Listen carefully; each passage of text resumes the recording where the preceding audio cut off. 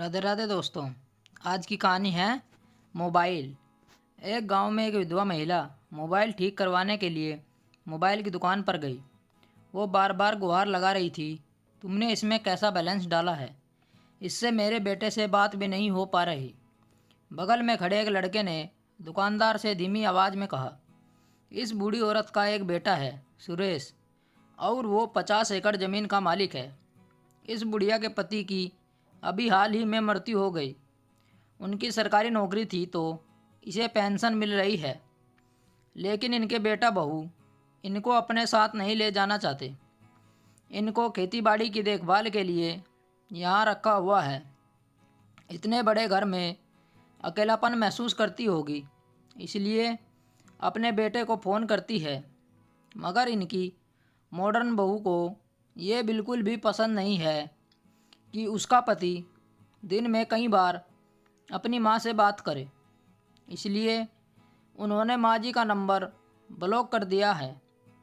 शंकर ने एक बड़ी सांस ली और मजबूर होकर बूढ़ी विधवा के पास बैठ गया और कहा, माँ जी, मुझे अपना मोबाइल दो, मैं इसे ठीक कर दूँगा। माँ जी के लिए चाय का ऑर्डर देकर शंकर मोबाइल रिपेयरिंग के लिए बने अपने चैम्बर में गया और अपने मोबाइल से बूढ़ी विधवा के बेटे सुरेश को फ़ोन किया। अपना नाम बताते हुए कहने लगा, यह माँ जी मेरे ऑफिस में अपनी ज़मीन बेचने आई है। 1 एकड़ ज़मीन का 2 लाख रुपया बोल रही है। क्या आप सहमत हैं? शहरी बाबू सुरेश एकदम से उछल गया। क्या कहा? 2 लाख? 15 लाख रुपए की 1 एकड़ ज़मीन 2 लाख में वो कैसे दे देगी? शंकर जी ने हंसते हुए कहा, मैंने पेपर चेक किए हैं, यह ज़मीन माँ जी के नाम है। सुरेश ने कहा, तुम रुको, मैं माँ को फ़ोन करता हूँ। शंकर ने बूढ़ी औरत के मोबाइल से दोनों के नंबर ब्लॉक कर दिए। शंकर चैम्बर से बाहर आ गया और बूढ़ी औरत से बोला, माँ जी, यह मोबाइल 12 घंटे में चालू हो जाएगा। मिशन मोबाइल सफल हो चुका था। बूढ़ी औरत थोड़ी निराश हुई।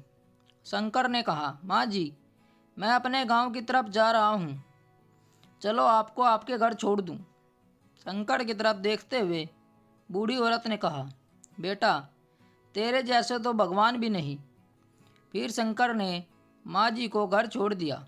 अगले दिन शंकर बूढ़ी औरत के घर खबर लेने गया तो पड़ोसी ने बताया कि माँ जी के बेटा और बहू आए थे और उन्हें अपने साथ शहर ले गए। खेती गाड़ी गांव में ही किसी को भागीदारी में करने को दे दी। शंकर के पास माँ जी का फ़ोन नंबर था। उसने माँ जी को फ़ोन किया, माँ जी, आप जिस मोबाइल की दुकान पर आई थी, मैं वही मोबाइल वाला बोल रहा हूँ। क्या आपका मोबाइल चालू हो गया? माँ जी ने कहा, बेटा, अब मुझे मोबाइल की कोई ज़रूरत नहीं है। मैं अब अपने बेटे के साथ शहर आ गई हूँ।